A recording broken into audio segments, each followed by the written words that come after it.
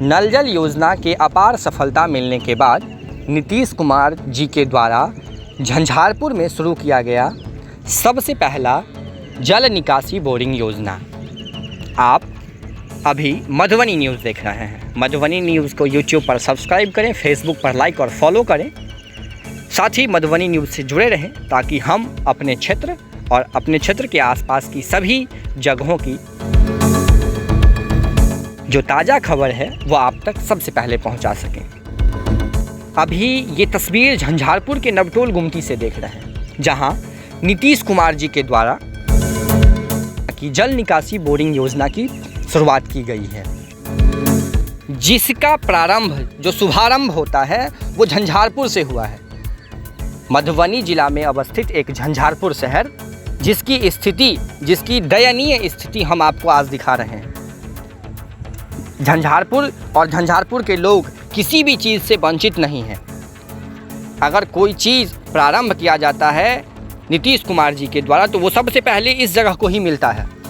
नल जल योजना की भरपूर सफलता मिली है। आपको दिखा दें हम, इतनी अधिक मात्रा में यहाँ जल जमा जो किया गया है वो नल जल योजना का सफलता ही है। और उसके बाद आपको जो नाला निर्माण का कार्य होना था, जिसके लिए फंड भी आवंटित किया गया था अलग अलग क्षेत्रों में, तो उसकी जो नाला निर्माण की राशि थी ठेकेदारों के द्वारा, यहाँ के ठेकेदारों के द्वारा शायद हजम कर लिया गया है।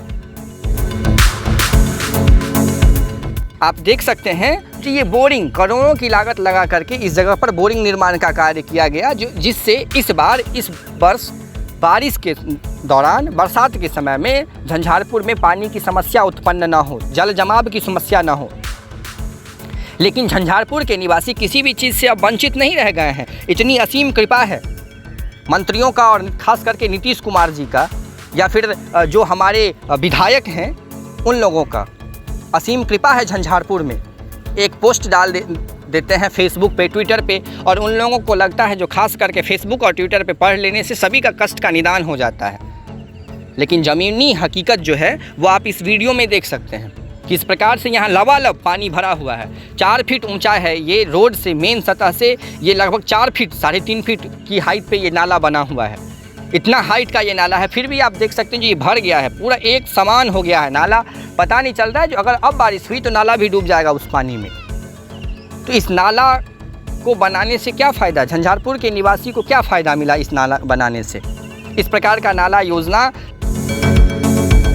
आवंटित किया गया इस क्षेत्र में, तो ये विकास हो रही है। आपको हम बता दें, डिजिटल इंडिया है यहाँ, डिजिटल खास करके ये बोरिंग भी डिजिटल है।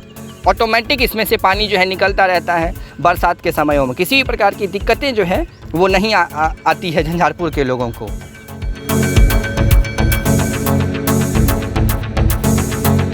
और उस डिजिटल युग में हम आपको इस बोरिंग योजना की जो है जांच पड़ताल दिखा रहे हैं।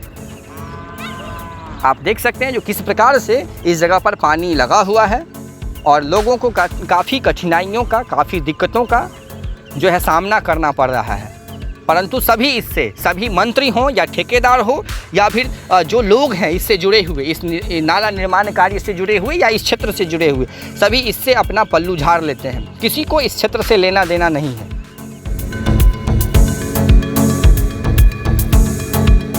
तो इस प्रकार की दिक्कतों का सामना मंत्रियों को तो नहीं होता, या फिर उन लोगों को नहीं होता जो इस क्षेत्र के नहीं हैं।